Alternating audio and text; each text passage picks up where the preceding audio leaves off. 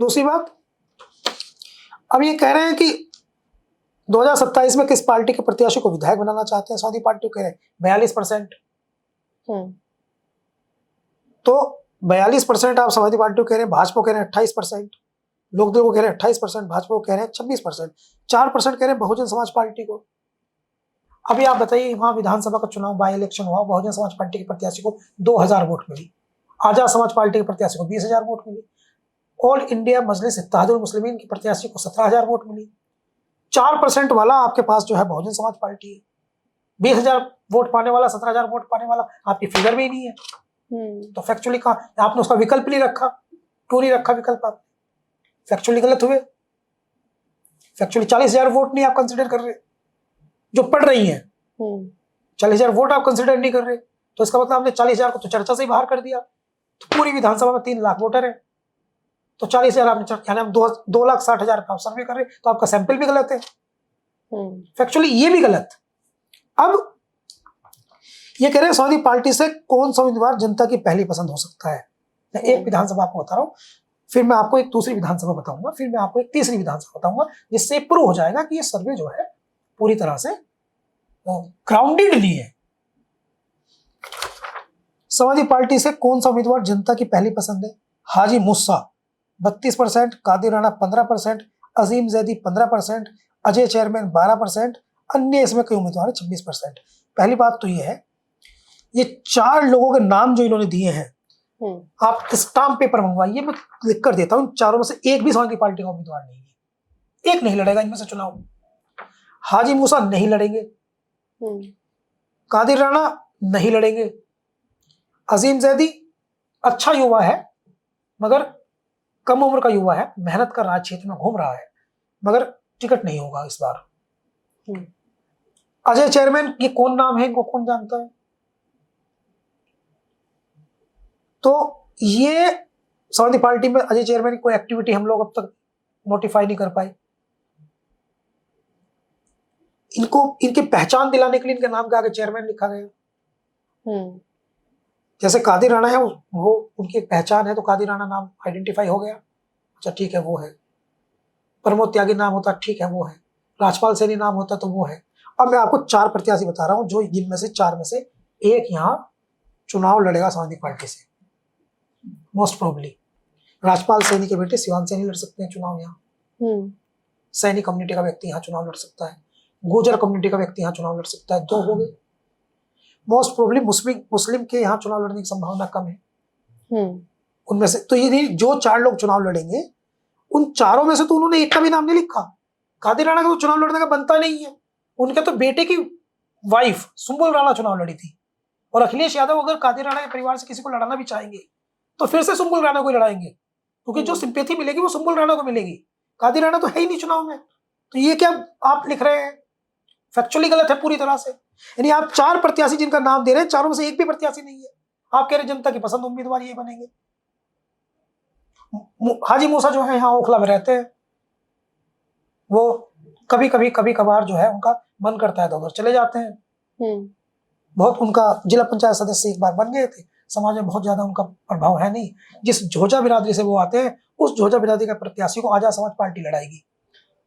पहले जाहिद को लड़ाया था, 20,000 वोट मिली थी, फिर से लड़ाएगी तो कलेक्शन होगा। तो झोजा पार्टी, वो झोजो में भी अगर टिकट किसी को देना समाजवादी पार्टी को, तो वो मेहराजुद्दीन है, एक मौलाना जमील है, या समाजवादी पार्टी में और भी कई लोग हैं। आरएलडी को भी अगर झोजो में देना, चूंकि 40,000 झोजे हैं, और बहुत नाम है। और हाजी मूसा झोजो में भी दावेदारी में प्रथम लेयर में नहीं है।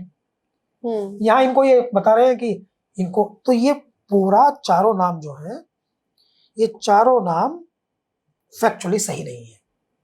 तो कैसा सर्वे?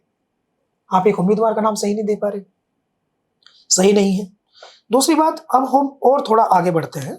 ये एक विधानसभा का मैंने आपको बताया, अब आपको मैं दूसरी विधानसभा का बताता हूं, जो नजीबाबाद विधानसभा है। फैक्चुअली उसे भी समझ लेते हैं। नजीबाबाद विधानसभा जो है वो माहिम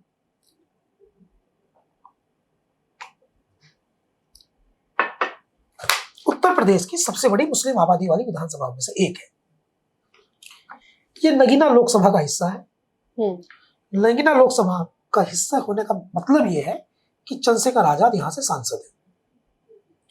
अब आप आगे बढ़िए, मुसलमानों की सबसे बड़ी आबादी वाली ये है, अकेले इस सीट पर 45 से 50% के आसपास मुसलमान वोटर है, अकेले इस सीट पर। इस सीट ने के मुसलमान 1 लाख से ज्यादा वोट विधानसभा ने, लोकसभा चुनाव में चंद्रशेखर आजाद की पार्टी आजाद समाज पार्टी को दी, चंद्रशेखर आजाद को दी। अब ये जो सूची बता रहे हैं, ये जो भास्कर का जो सर्वे आया है, इनके मुताबिक अगर हम मान लें तो 81% वोट इस क्षेत्र की जनता भारतीय जनता पार्टी को देना चाहती है 2027 में। लो भैया भास्कर वाले कर क्या रहे हैं पता नहीं। जिस क्षेत्र में, जिस विधानसभा पे 70 to 80% मुसलमान और दलित हैं, और जहां से चंद्रशेखर आजाद सांसद है, और जहां से 1 लाख से ज्यादा वोट सिर्फ मुसलमानों ने चंद्रशेखर आजाद को दिए और 40,000 वोट दलितों ने दी, वहां ये कह रहे हैं कि 81% उस विधानसभा के लोग भारतीय जनता पार्टी को वोट करना चाहते हैं। कैसा सर्वे कराया, फैक्चुअली गलत, 100% रॉन्ग, संभव ही नहीं है। हुआ क्या, हुआ ये कि जो भी इनका संबंधित रिपोर्टर रहा होगा, उसने भारतीय जनता पार्टी के संभावित प्रत्याशियों को पहले ही सूचित कर दिया होगा। ऐप के माध्यम से वो लिंक जहां से वोटिंग हो रही है वो व्हाट्सएप ग्रुप में डाल दिया गया होगा, और उन व्हाट्सएप ग्रुप में डाल दिया गया होगा जिनमें भारतीय जनता पार्टी के कार्यकर्ता हैं या भारतीय जनता पार्टी के लोग हैं, तो वहां से उन्होंने वोट कर दी। तो कैसे निष्पक्ष हो गया, संभव ही नहीं है। निष्पक्षता तो एकदम आपकी डैमेज हो गई। दूसरी बात, आपके विधायक तस्लीम अहमद को 2027 में टिकट मिलना चाहिए। हाँ 12%, नहीं 49%, अभी कह नहीं सकते। ये वाला जो सवाल है कि टिकट मिलना चाहिए नहीं मिलना चाहिए, वो 3 बार, तीसरी बार इस बार चुनाव लड़ेगी। दूसरे चुनाव में भी उनके खिलाफ बहुत बड़ी एंटी इनकम्बेंसी थी, कोई उनको नहीं चाहता था वो चुनाव लड़े 2022 में। लेकिन 4-5 विधायक, एक मुरादाबाद के, एक कांट के, आस पड़ोस के भारतीय समाजवादी पार्टी के, वो अखिलेश यादव के साथ 5 विधायक एक साथ पहुंचे, इनके टिकट की डिमांड कर ली, इनको लड़ा दिया। इनको वोट नहीं देना चाहते थे, लेकिन लोगों ने वोट अखिलेश यादव को दिया, समाजवादी पार्टी को दिया, ये विधायक बन गए। तो ये तो प्रश्न ही नहीं है, तो 2022 में भी नहीं था। इनका अपना वोट तो 5,000 भी नहीं बचा। वो जो इनको 1 लाख वोट पड़ता है समाजवादी पार्टी का पड़ता है, तो समाजवादी पार्टी वहां तस्लीम को लड़ा दे, सलीम को लड़ा दे, मोहसिन को लड़ा दे या आपको लड़ा दे, तो वहां से तो समाजवादी पार्टी का वोट है वो। अब उस वोट को अगर डिस्टर्ब किसी ने किया है तो आजाद समाज पार्टी का वोट ने किया है। कमाल की बात यह है कि इसमें ये विकल्प दे रहे हैं कि समाजवादी पार्टी को 16% वोट मिलेगी और बहुजन समाज पार्टी को 3% वोट मिलेगी। असम कमाल का सर्वे है। जिस राजनीतिक पार्टी का विधायक है वहां, और वहां 45% मुस्लिम हैं और लगभग 30% दलित है, 70% के आसपास दोनों जाति जाकर के मिलती है। वहां आप कह रहे हैं समाजवादी पार्टी को 16% वोट मिलेगी, जिसका विधायक है वो 44% वोट शेयर करता है। वहां आप कह रहे हैं कि 16% उसको पड़ेंगे। तो आप 81 कह रहे हैं भाजपा को पड़ेंगे, तो 81 और 16 कितने हुए? 81 और 16 हुए 97 और 3% आप दे रहे बहुजन समाज पार्टी को, 100% पूरा कर रहे हैं। तो चंद्रशेखर आजाद क्या करेंगे? मतलब 1.5 लाख वोट जिस आदमी को विधानसभा मिली, उसको कितना % वोट पड़ेंगे? क्या फर्जी सर्वे, बिल्कुल बैक, एकदम थर्ड क्लास सर्वे। पता ही नहीं कुछ भी क्या करना मतलब आपको है। कांग्रेस को आप नहीं काउंट कर रहे, जो निर्दलीय चुनाव लड़ेंगे उसको काउंट नहीं कर रहे। आपने 81% भारतीय जनता पार्टी, 16% समाजवादी पार्टी और 3% बस। तो कागज बैठ के पेपर बनाया, जैसे कोई फर्जी बेईमान अकाउंटेंट बनाता है, जैसे बेईमान अकाउंटेंट बनाता है, तो उस तरह का ये इन्होंने ये इसको कर दिया, मतलब फैक्चुअली रॉन्ग। एक बात और, इन्होंने कहा समाजवादी पार्टी में कौन सा उम्मीदवार जनता की पहली पसंद है? लिख रहे हैं जमील अंसारी 77%, तस्लीम अहमद। बिल्कुल बिल्कुल झूठ है ये। मैं चैलेंज करता हूं भास्कर को, अपनी एक टीम को टी शर्ट बदल के हिडन हमारे साथ भेजिए।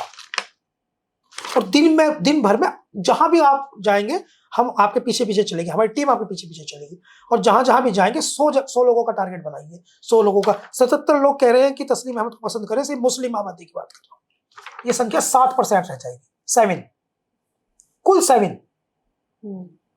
इतनी एंटी इनकम्बेंसी है तस्लीम अहमद की।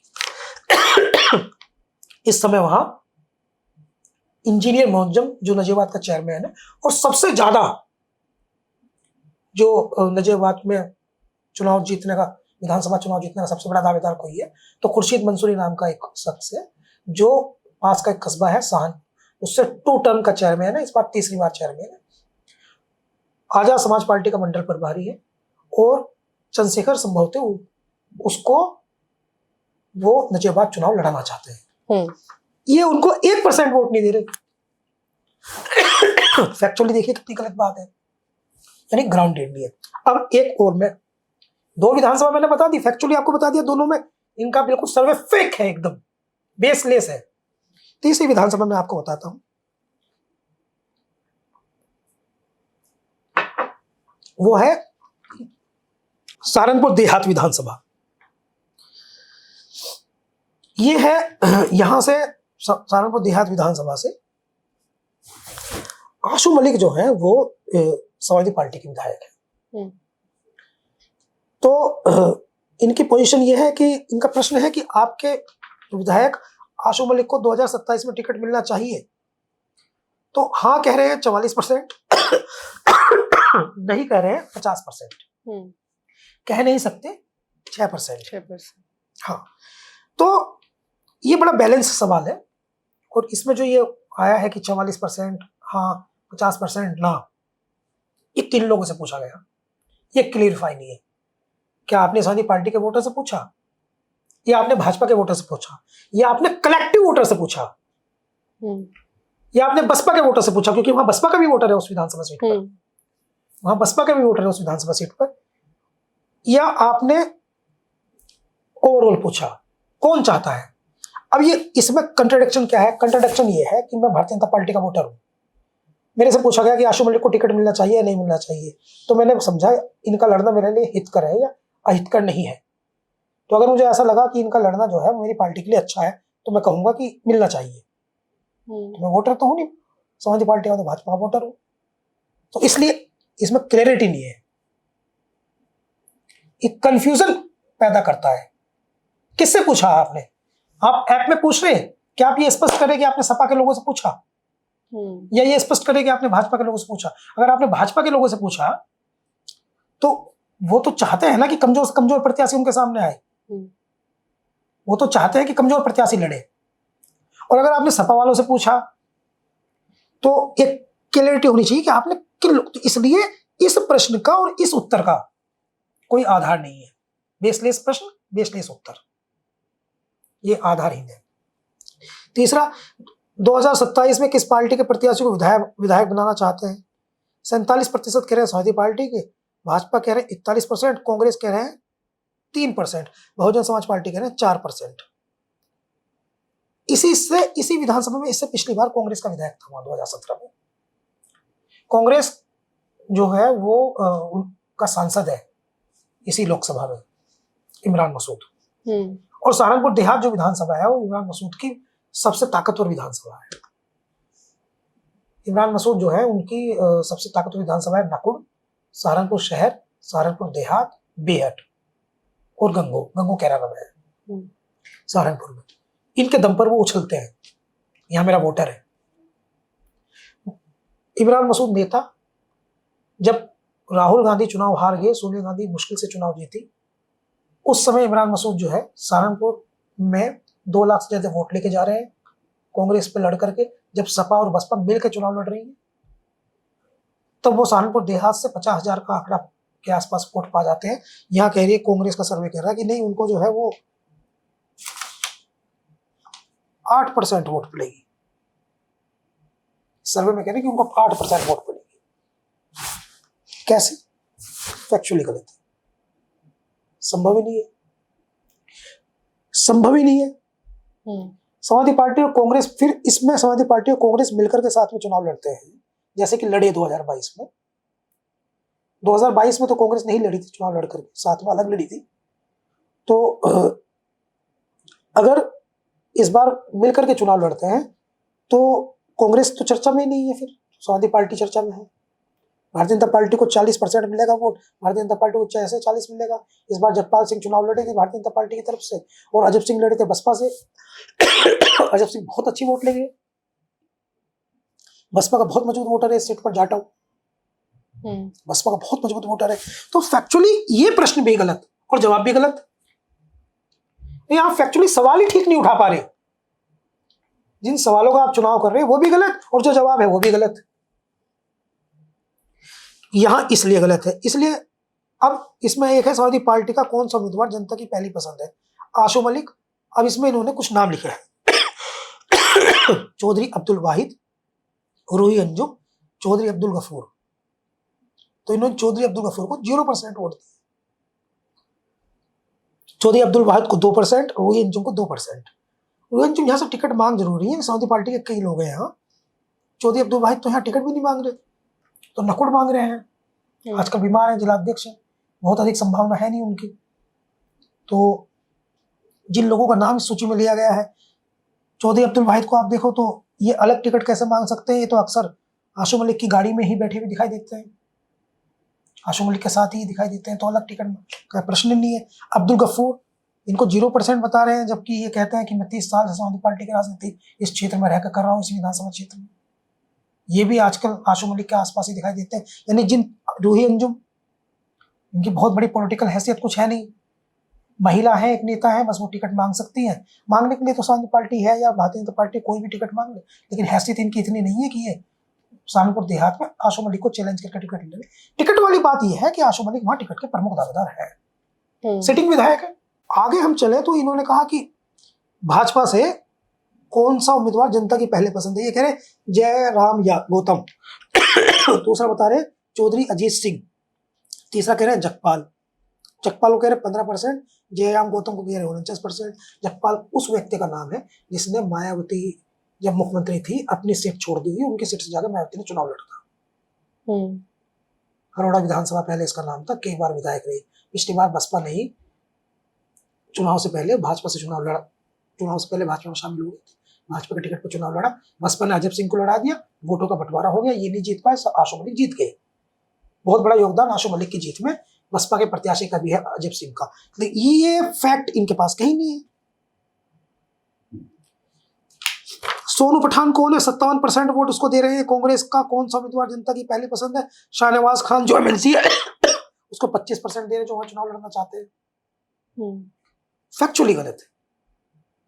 मतलब आप, मैं क्या कहना चाह रहा हूं, मैं ये कहना चाह रहा हूं कि ये बताइए कि कल आईपीएल का एक मैच हुआ और आप ये बताइए कि चेन्नई का और कलकत्ता का मैच मान लीजिए हुआ, और हम कह रहे हैं, ये बताइए खलील अहमद और मुस्तफिजुर रहमान में ज्यादा विकेट किसने लिए? दोनों नहीं खेले, ना मुस्तफिजुर रहमान खेले ना खलील अहमद खेले, तो क्या चर्चा? मतलब ऐसे लोगों को ये सर्वे में वोट करा दी है उनके लिए जो ना 3 में है, ना 13 में है, ना 23 में है, ना 33 में है। फैक्चुअली सर्वे का आधार ही नहीं है। इसलिए तो 3 विधानसभा का मैंने बताया, अगर हम धीरे धीरे बढ़े और सारी विधानसभा के डिटेल्स पे जाएं, जैसे सरदना है, जैसे आपका जो है वो हस्तिनापुर है, जैसे मेरठ दक्षिण है, या पश्चिम उत्तर प्रदेश, 100 विधानसभा का तो मैं आपको गिना सकता हूं कि ये सर्वे जो है बिल्कुल बेसलेस है। 100 विधानसभा में